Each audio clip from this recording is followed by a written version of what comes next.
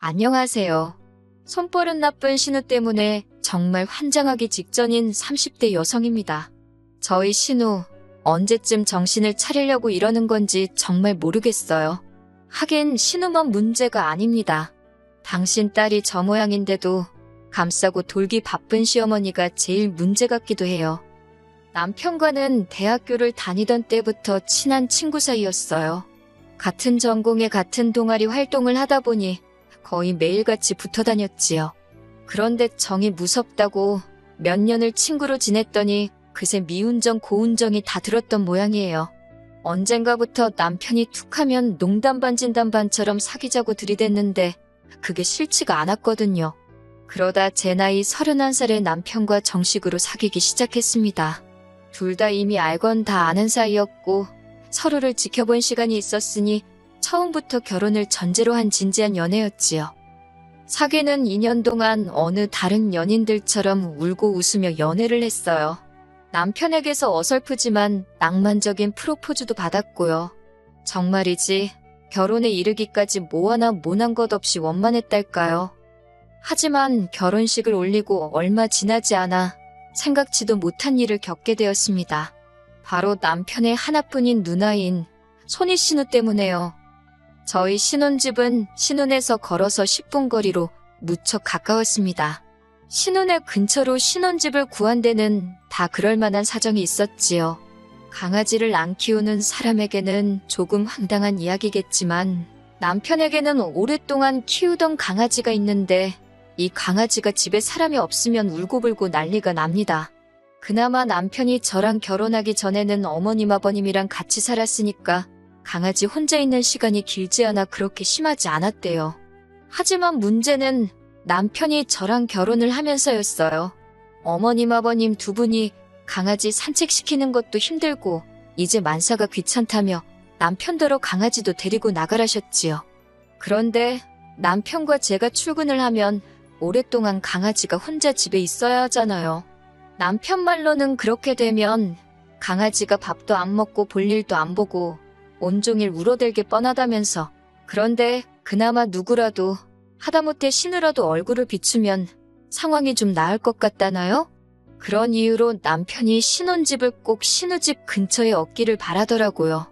너무 어이가 없었지만 남편이 어찌나 간곡히 부탁을 하던지 거절할 수가 없었어요. 게다가 마침 그 동네가 집값이 다른 곳에 비해 좀 저렴하대요. 그래서 결국 남편이 원하는 대로 신우네 근처에 집을 얻었습니다. 신우에게는 집 비밀번호를 알려줬고요.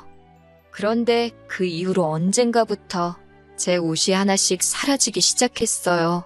처음엔 당연히 제 기억을 의심했네요. 내가 빨래통에 벗어놓고 기억을 못하나, 어디 다른 옷걸이에 잘못 걸려있나. 그런데 웃긴 건 그러다 며칠 지나면 어느샌가 사라졌던 옷이 다시 나타나기도 했다는 거예요. 문제는 옷이 다 망가져 있었다는 거였지만요. 제가 어려서부터 옷 욕심이 있어서 밥은 굶을지언정 옷만큼은 좋은 걸로 사 입는데 그런 옷들이 찢어져 있기도 하고 줄어들기도 한 상태로 생각지도 못한 데 처박혀 있기 일쑤였으니 어이없고 열받고 속상하더라고요.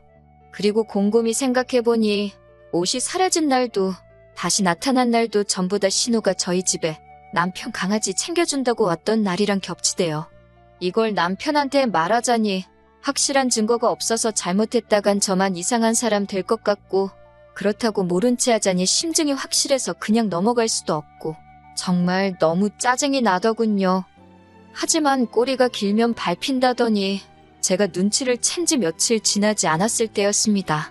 저희 동네에는 꽤 이름난 고깃집이 있는데 운 좋게 거기 식사권을 선물 받아 남편과 방문을 하게 되었지요. 그리고 그곳에서 생각지도 못하게 신우와 신우 남편을 마주쳤습니다. 그런데 세상에 신우가 제 실크 블라우스를 입고 있더라고요.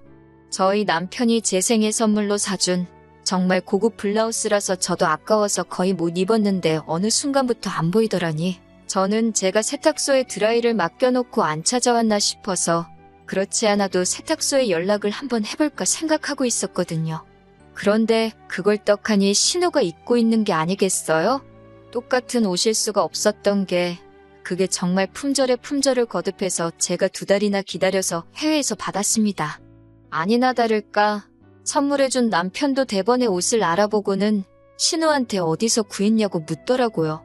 신우는 신우 남편이 앞에 있어서인지 얼굴만 벌개져서 별말도 못하고 그런 신우 얼굴을 보니 그동안 제가 수상하게 생각한 게 사실이라는 확신이 딱 들더라니까요. 저는 그대로 남편을 데리고 나와 그간 있었던 일을 털어놓았습니다. 신우가 강아지 봐준다고 우리 집에 올 때마다 내 옷이 사라지고 나타나길 반복했다. 그런데 옷이 항상 망가져서 와서 너무 속상했다. 몇 개는 아직도 돌아오지 않았다. 그리고 저 블라우스 확실히 내 거다.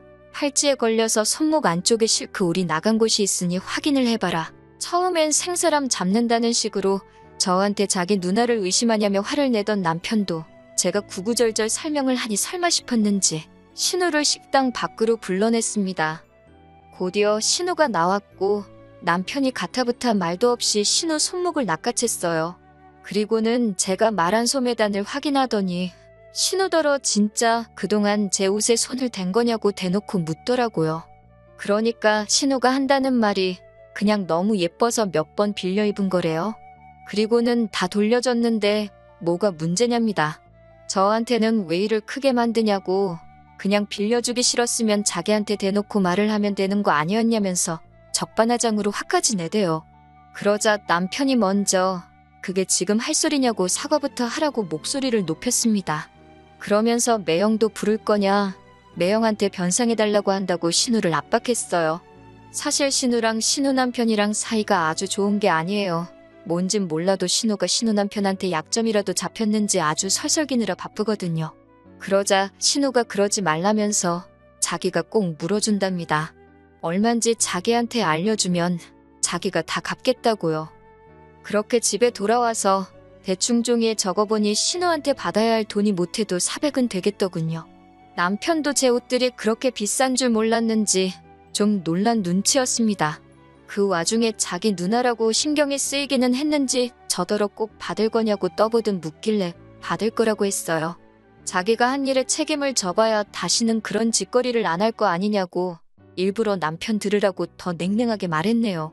그리고 남편도 말뜻을 알아차렸는지 더는 이렇다 저렇다 말이 없었습니다. 이후로 신우는 자기가 한 달에 얼마 버는지 뻔히 알지 않냐는 말과 함께 3개월을 질질 끌면서 돈을 갚았습니다. 그 와중에도 신우가 자기는 남편 강아지 봐주면서 돈 받을 생각은 한 번도 안 했다 소리를 수백 번은 하길래 400에서 강아지 봐준 값은 빼줬네요. 그리고 이후로 한동안 신우와는 대면대면하게 지냈어요. 전에는 그래도 주말에 같이 커피도 마시고 했는데 다 때려쳤지요 뭐. 한편 남편이 키우던 강아지는 나이 때문인지 갑자기 조금 앓기 시작하다가 순식간에 세상을 떠났습니다. 그래서 더욱이 신우랑 저희가 만나고 어쩌고 할 접점이 없었달까요. 그러다 작년 초였습니다. 저희 친정아버지께서 은퇴를 하시면서 편의점을 열고 싶다 하시더라고요. 당연히 저는 그런 친정아버지를 말렸습니다. 평생을 일을 하셨으니 이제는 좀 쉬셨으면 하는 마음이었거든요. 그런데 친정아버지께선 그냥 당신 용돈이나 벌까 싶어서 그런다며 그렇지 않아도 친하게 지내시던 친구분이 하던 걸 그냥 이어받기로 하셨다는 겁니다. 평생 회사 생활만 하시던 아버지가 잘하실 수 있을까 걱정이 되었지만 또 주변 사람들 말이 그래도 할 일이 있는 게 도움이 된다고 하고 무엇보다 아버지가 의지가 강해 보였어요. 그래서 더는 말릴 수 없었지요. 그리고 편의점 사업을 시작하시고 한 4달이나 되었을까요? 하루는 신우 남편에게 전화가 왔습니다. 신우 남편하고 저하고 통화할 일이 평소에 얼마나 있겠어요? 무슨 일이라도 있나 싶어서 불이 나게 받았습니다. 근래 신우 남편이 실직을 했단 이야기를 들었던지라 신우하고 사이가 안 좋긴 했어도 은근히 신경을 쓰고 있었거든요. 그런데 아니나 다를까 신우 남편이 그 이야기를 꺼내면서 저희 남편한테 저희 친정아버지가 편의점 창업을 하셨다는 이야기를 들었다면서 자기도 편의점을 한번 해볼까 싶답니다. 제가 하는 것도 아니고 뭐라 해줄 말이 없어서 그냥 적당히 그러냐 하고 대꾸했어요. 그랬더니 한다는 말이 창업하기 전에 경험을 쌓고 싶어서 그런다며 저희 친정아버지가 하시는 편의점에서 신우가 일을 좀 해봐도 되겠냐입니다. 자기는 자기대로 다른 편의점에서 일을 배워보기로 했다나요? 솔직히 제 마음 같아서는 그 자리에서 바로 안 된다고 아주 매몰차게 거절하고 싶었어요. 그런데 제 가게도 아니고 제 마음대로 그럴 수가 없으니 일단 친정부모님께 여쭤는 보겠다고 했네요. 그리고 친정아버지는 대번에 그렇게 하라고 허락을 해주셨습니다. 참고로 친정의 신우가 제 옷 훔쳐갔던 이야기는 안 했어요. 남편 체면도 있고 제 남편 얼굴에 침 뱉기 같아서 차마 못하겠더라고요. 그리고 한편으론 제가 하는 편의점도 아니고 무려 사돈어른인 저희 친정아버지가 하시는 거잖아요. 설마 또 뭐 나쁜 짓을 하겠냐 싶었습니다. 그래서 결국 신우더러 와서 일해보라 했지요. 처음에 한 달 정도는 친정아버지 말씀이 신우가 손님들한테도 삭삭하고 상냥하고 일도 잘한다고 하더라고요.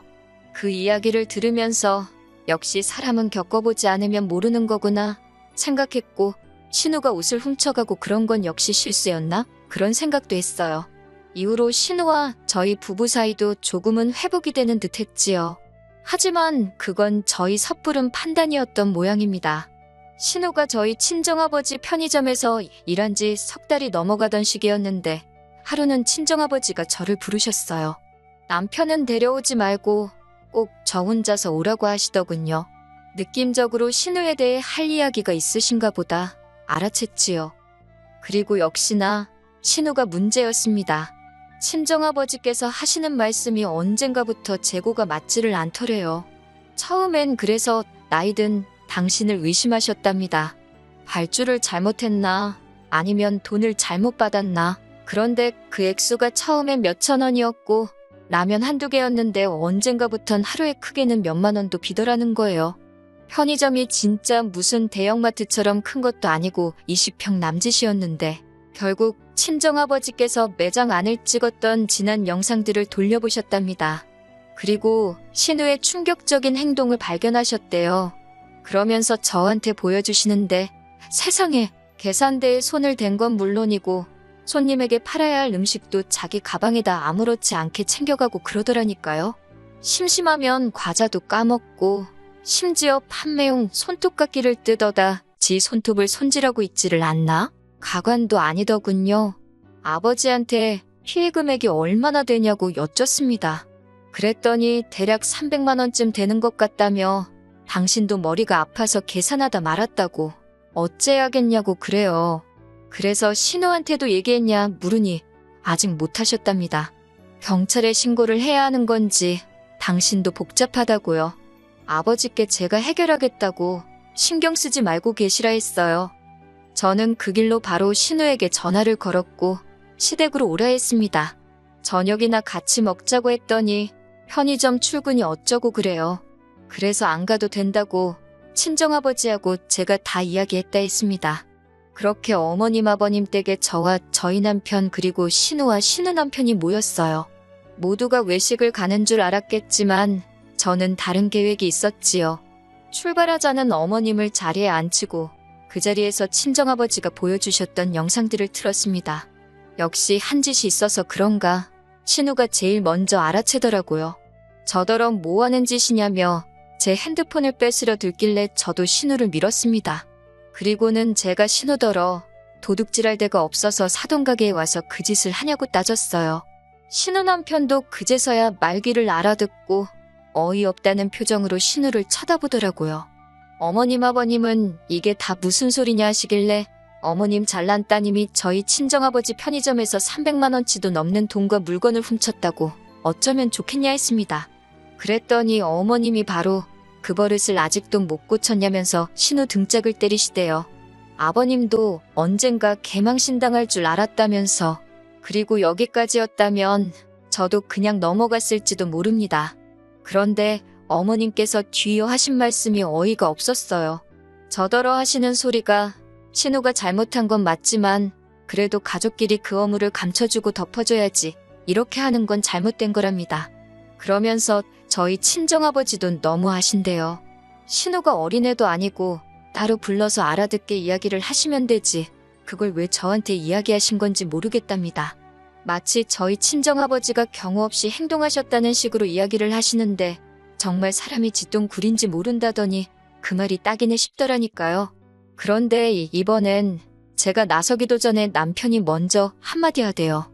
지금 제일 쪽팔린 게 누군 줄 아냐면서 자기라고요.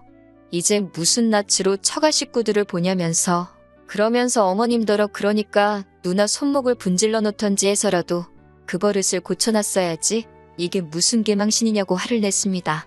신우한테도 나이값 좀 하고 살라고 진짜 어디 가서 콩밥을 한번 처먹어봐야 정신을 차릴 거냐고 그러면서 지금 당장 저희 친정아버지한테 가서 무릎 꿇고 사과하고 돈 변상해드리고 오라대요. 안 그러면 횡령죄로 고소하시게 할 거라고 덧붙이면서요. 그러자 신우가 나오지도 않는 눈물을 쥐어짜내며 미안하답니다. 먹고 사는 게 빠듯해서 그랬다며 자기가 가져간 거 보면 다 라면에 도시락에 소주에 진짜 먹고 살려고 가져간 거라고 한 번만 봐달래요. 그러자 신우 남편이 한다는 소리가 우리가 언제 굶고 살았냐고 말도 안 되는 핑계 좀 대지 말랍니다. 여담이지만 신우랑 살부대 끼고 사는 사람이면서도 하나도 감싸주는 게 없던데 보고 있자니 여러 가지 생각이 들대요. 아무튼 그러다 신우랑 신우 남편이랑 또 싸우고 개판도 그런 개판이 없었습니다.